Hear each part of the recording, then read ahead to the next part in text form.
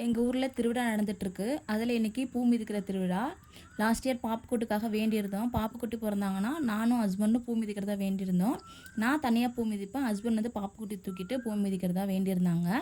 First time பூ மிதிக்கிறதுனால புது துணி தான் போடணும்னு சொல்லிட்டாங்க. நான் எனக்கு மட்டும் சாரீ ஒன்று வாங்கிக்கிட்டேன். பாப்புக்குட்டிக்கும் ஹஸ்பண்டுக்கும் ஆல்ரெடி புது ட்ரெஸ் ஒன்று இருந்தது, அதுவே போட்டுக்கிட்டாங்க.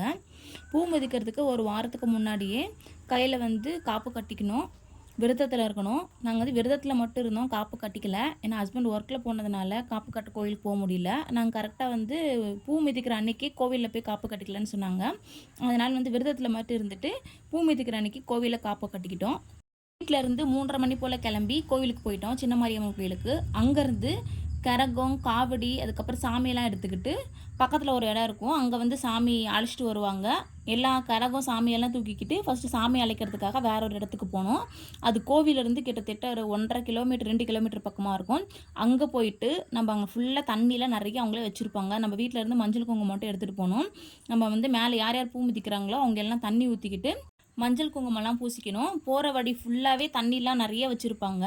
அதனால் வந்து தண்ணிக்கெலாம் பிரச்சனை இல்லை. வீட்டிலேருந்து மஞ்சள் குங்குமம் மட்டும் எடுத்துகிட்டு போனால் போதும், இல்லைனா அங்கே கடையில் கூட வாங்கிக்கலாம். சாமி அழைக்கிற இடத்துக்கு போயிட்டு அங்கேருந்து நானும் ஹஸ்பண்ட் பாப்பா 3 பேரும் பாப்புக்குட்டிக்கு வந்து லைட்டாக தண்ணி மட்டும் தெளிச்சு விட்டுட்டோம். நானும் ஹஸ்பண்ட் மட்டும் தண்ணி ஊற்றிக்கிட்டு மஞ்சள் குங்குமம்லாம் பூசிக்கிட்டு கோயில்கிட்ட போயிட்டோம். அங்கே போயிட்டா அங்கே நிறைய சாமிக்கு பூஜை பண்ணி அழைச்சிட்டு வரதுக்கு கண்டிப்பாக 1 மணி நேரத்துக்கு மேலே ஆகும்னு சொன்னதுனால நான் பக்கத்தில் ஒரு வீடு இருந்தது, அங்கே பாப்புக்குட்டி கூட்டிகிட்டு போய் ஃபீட் பண்ணி கொஞ்சம் நேரம் அவங்களை தூங்க வச்சுட்டேன். சாமி கிளம்பும்போது தான் எழுந்து வந்தோம். அதுக்கப்புறமேட்டா கரகம் ஆடிக்கிட்டு சாமியெல்லாம் தூக்கிட்டு நடந்து ஃபுல்லாக வந்துட்டு இருப்பாங்க. அதுக்கு கொஞ்சம் கொஞ்சமாக நின்று சாமி அடிச்சிட்டு வருவாங்க.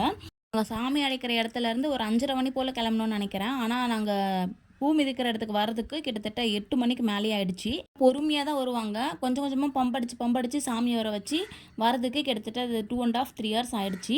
ஃபஸ்ட்டு வந்து பூவில் இறங்குறது வந்து சாமியை எடுத்துகிட்டு வராங்களா, சாமி தான் ஃபஸ்ட்டு பூவில் இறங்குவாங்க. அதுக்கப்புறம் கரகம் இறங்கும், அதுக்கப்புறம் காவடி. இதெல்லாம் இறங்கினதுக்கு அப்புறமேட்டா தான் நம்ம வந்து இறங்கணும். ஃபஸ்ட்டு சாமி ஆடிட்டு வந்து சாமி உள்ளே போனதும் கரகம் காவடிலாம் இறங்கினதுக்கு உடனே நாங்கள் வந்து எல்லாம் வந்து இறங்க ஆரம்பிச்சிட்டாங்க. பாப்புக்குட்டி இருக்கிறதுனால சீக்கிரமாக போயிடலாம், ஏன்னா ரொம்ப கூட்டம் செம்மையாக அழ ஆரம்பிச்சிட்டாங்க. அதனால் வந்து நாங்கள் சாமி இறங்கினதும் நாங்கள் இறங்கிட்டோம். ஃபஸ்ட்டு ஹஸ்பண்ட் வந்து பாப்புக்குட்டி தூக்கிட்டு இறங்கிட்டாங்க, அதுக்கப்புறம் நான் இறங்கிட்டேன். நல்லபடியாக பாப்புக்குட்டிக்கு வேண்டுதல் முடிச்சாச்சு. நெக்ஸ்ட் வீடியோவில் பார்க்கலாம். பாய்.